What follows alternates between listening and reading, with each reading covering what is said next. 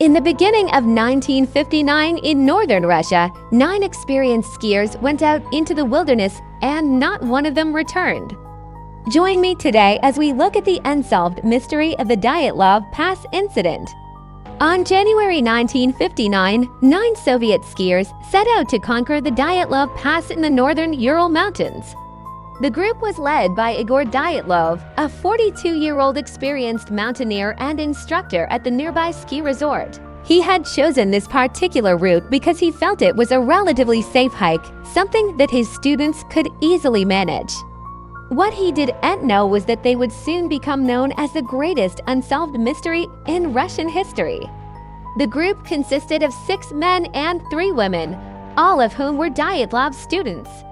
All 9 were experienced outdoors people, so much so that their families weren't even concerned when they heard about the trip. In fact, they were excited for their kids. One of the hikers, Yuri Yudin, was only 23 years old, but was already a seasoned traveler. He would later recall how the team felt as they embarked on the journey. "We were all in high spirits. There was no bad feeling among us, and there was nothing in our relations that could foreshadow such a catastrophe." As they packed up their supplies, the group prepared themselves for a week in the wilderness. They took cameras, food, warm clothing, maps, and even alcohol. Some brought guitars, and several of them brought their girlfriends. This wasn't a mission, it was a holiday. After saying their goodbyes, the group set off through the forest. However, within a few hours, they split into 2 different groups. Yuri Yudin fell behind with a girl named Zina Kolmogorova. Later, he would say that he couldn't keep up with the others and that's why he lagged behind. But many people have speculated that Yudin knew that he wasn't fit enough for the hike and so he deliberately fell behind. Whatever the truth, after resting for a while, Yudin and Kolmogorova continued on until they reached a river. When they stopped to make camp, they lit a fire and spent the night drinking, singing, and telling stories. Meanwhile, the other 7 members of the group had made it to the Otorten, a mountain which they had to cross to reach their final destination. When they realized that the others weren't with them, they decided to move forward. During the night, a storm rolled in, the wind held, and snow piled up around their tent. When it was clear that they wouldn't be able to continue hiking in this weather, they decided to stay put. For the next 2 days, the storm raged outside and the 9 hikers huddled inside the tent. By the time the storm had passed, a thick layer of snow covered the ground. As they unzipped the tent flaps, they were greeted by what appeared to be a vast, white desert.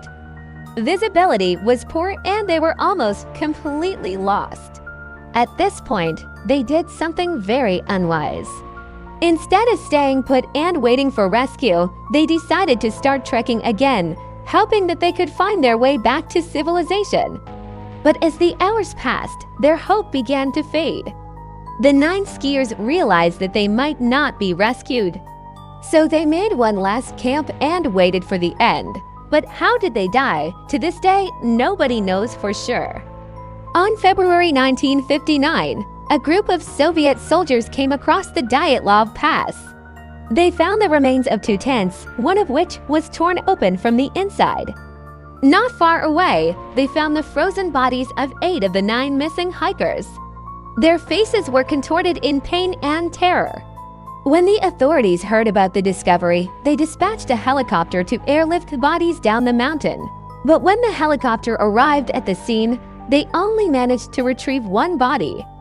The rest had already begun to decompose and were in such a bad state that the authorities decided to freeze them on the mountain. After hearing about the tragedy, the families of the victims demanded answers. Why had their loved ones died? How had the tent been cut open from the inside? And why were the bodies left on the mountain? The Soviet authorities launched an investigation and came up with a simple explanation: an avalanche. They said that the first group of 5 skiers was killed when an avalanche crashed down on their tent. Then another avalanche hit the second group, killing them instantly. The fact that the tent was cut open from the inside was simply explained away as a freak accident. This explanation didn't do much to ease the pain of the families, but it was good enough for the public. After all, avalanches can kill dozens of people in an instant. It wasn't until decades later that someone started questioning the official story. In 1978, a journalist named Lev Sundberg was given permission to interview the families of the deceased. After hearing their stories and examining the evidence himself, he became convinced that the group had not been killed by avalanche. This was because there were no signs of any avalanche in the area. Also, the cuts on the tent were simply too neat to have been caused by a freak accident. Someone had cut the tent open from the inside. Sundberg soon published an article outlining his theory. It quickly gained popularity, and many people began to suspect that there was more to the story than the government was letting on.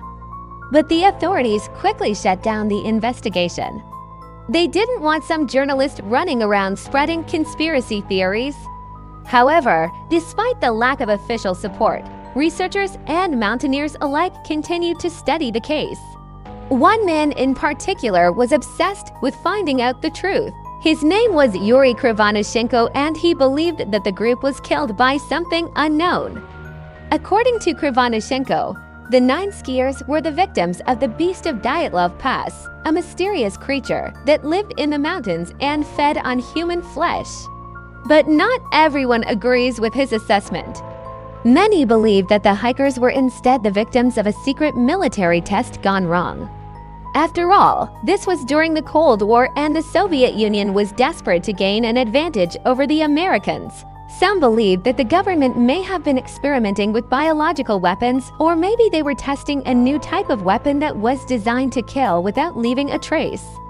What's more, witnesses who claimed to have seen strange lights in the sky that night were quickly silenced by the authorities. Some even claim that the Soviet government tried to cover up the event by feeding false information to the press. For example, the fact that the tent was cut open from the inside was simply written off as a freak accident. And so the world would never know the truth of what happened to the 9 skiers. Or perhaps there is no truth, and this was merely a tragic accident that turned deadly because of a series of unfortunate events. But there are also those who don't believe that any of these theories hold water. Instead, they think that the group simply panicked when they realized that they were lost. They believe that the hikers cut open the tent and ran into the blizzard, eventually succumbing to the cold.